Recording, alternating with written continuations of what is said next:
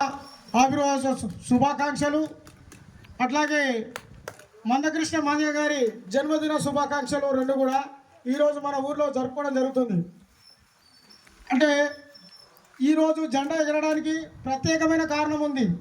ఏంటంటే మన ఐక్యతకు, ఒక సామాజిక వర్గాలను చైతన్యపరిచి సమసమాజ నిర్మాణం స్థాపించాలని అనేకమైన వగ్ర కులాల యొక్క ఒత్తిడి తలొగ్గి ఈరోజు మాకు రాజ్యాధికారంలో అంబేద్కర్ కల్పించినటువంటి 15% రాజ్యాధికారంలో మా వాటా ఎంత అనేది సాధించి పెట్టిండు.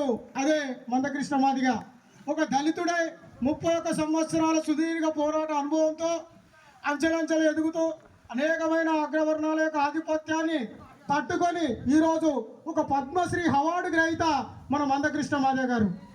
మరి అటువంటి మందకృష్ణ మాదిగ ఈరోజు మా దళితులకు ఒక దేవుళ్ళలాగా మేము భావిస్తాం. ఎందుకంటే ఈరోజు అనేక వర్గాల్లో మేము అణచబడ్డాం, అనేక రంగాల్లో మమ్మల్ని అణగదొక్కబడిరు.